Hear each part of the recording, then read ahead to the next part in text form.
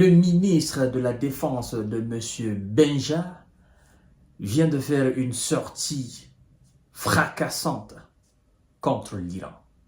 Aujourd'hui même, ministre de la Défense de l'État hébreu.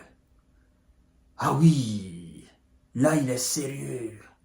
Là il était enragé. Là il a envie d'en découdre avec l'Iran. Mais ça n'est trop les déclarations de nous allons faire ci, nous allons faire ça. Ça n'est trop les déclarations, nous sommes en train de nous préparer pour riposter. Et notre riposte sera inoubliable jusqu'à la fin des temps. Ça n'est trop, monsieur le ministre de la Défense de l'État hébreu.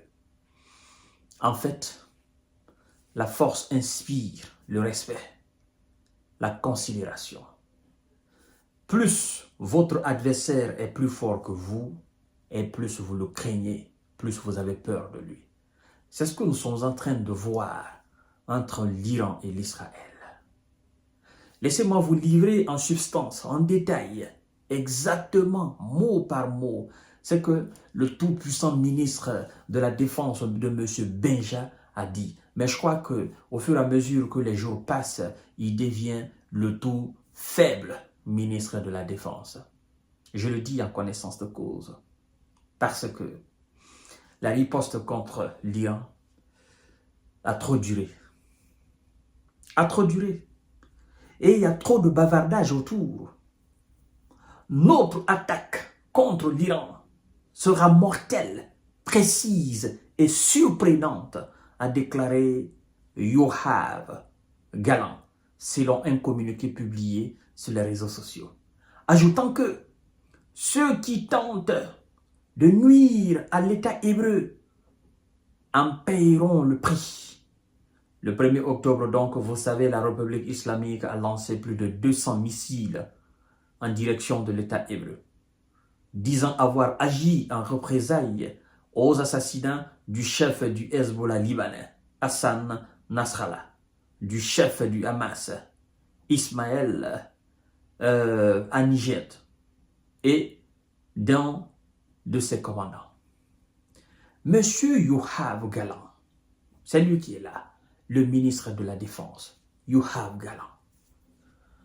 Vous savez que M. Benjamin, c'est un ancien militaire. Oui, il a fait partie d'une force spéciale de l'État hébreu qui avait des missions vraiment périlleuses. Donc, il a gravi les échelons de cette histoire-là. Il a fait ses preuves, M. Benjamin. Et il pense que, en fait, c'est-à-dire, le gars, lui, il met son esprit militaire dans la politique. Donc, il pense qu'on ne peut régler cette situation que militairement. C'est ce qui lui fatigue. C'est un ancien militaire, M. Benjamin. Donc, il connaît parfaitement l'armée. Il connaît parfaitement l'espionnage, le contre-espionnage. Il connaît parfaitement les armes. Mais le monde a changé. Depuis 1960, de 1960 à 1978, le monde a changé. Vous comprenez? Donc, lui, c'est un vieux de la vieille, M. Benjamin. Mais le monde a changé. Le monde n'est plus dans ce cadre où ils effrayaient véritablement les voisins, où l'appui américain effrayait le monde. Le monde n'est plus dans ce cadre-là, M. Benjamin. Alors, M.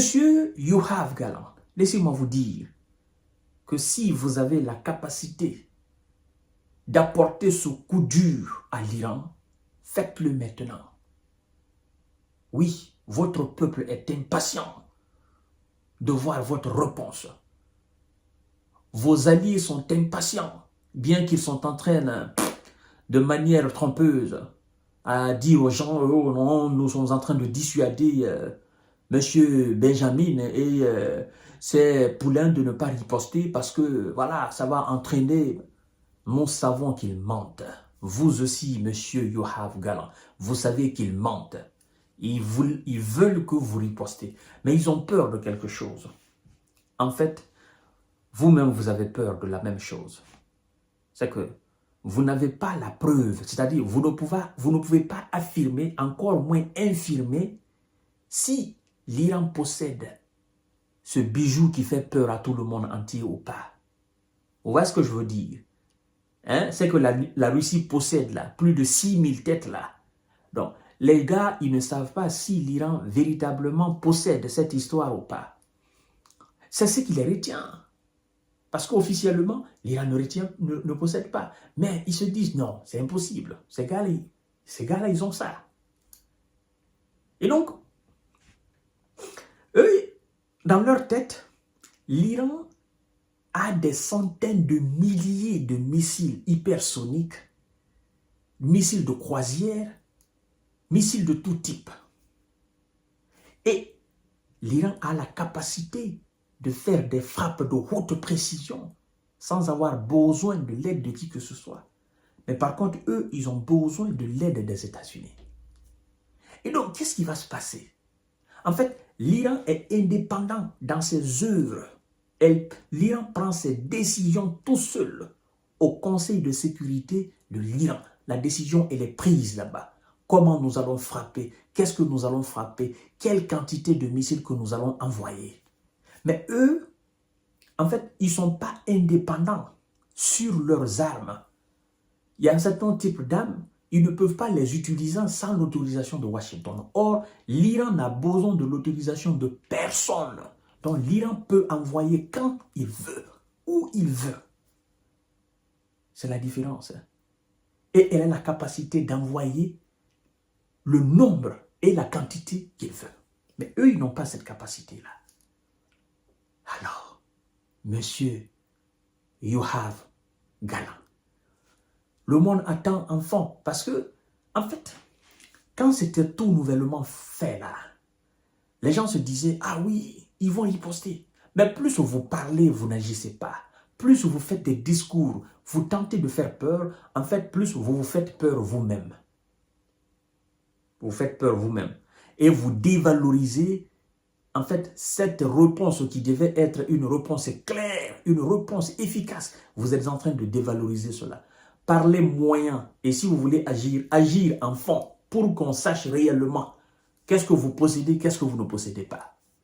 Mais venez pas jouer à la comédie. Venez pas tenter d'effrayer des gens qui vous ont déjà envoyé 2 fois la même chose, ou plus même. Et ils n'ont pas peur. Ils ont mis la peur de côté. Ils ont dépassé ce stade de peur. Ça, c'était des années 70, des années 80, des années 60. Ça, c'est fini, ça. S'ils ont osé envoyer 2 fois des aigles et des pigeons et des rapaces, d'accord, dans votre espace aérien, c'est parce qu'ils sont sûrs maintenant de leur capacité de résistance et de leur capacité de défense, de leur capacité de frappe, de leur capacité d'anéantissement de l'adversaire. Oui, il y a des décisions qu'on ne prenne pas au hasard. Ex nihilo, non. Oh non, je vais... Non, non, non, non.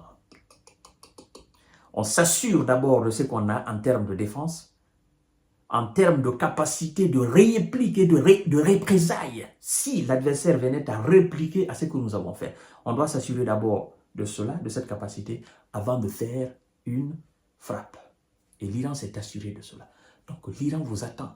Arrêtez maintenant. Nous avons entendu assez de discours. Oh non, nous avons fait ceci, nous avons fait... Le monde, on en a assez, quoi.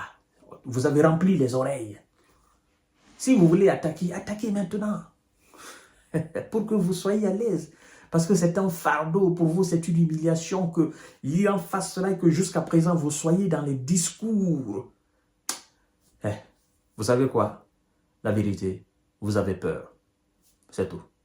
À tout à l'heure pour notre série d'informations de décortiquage.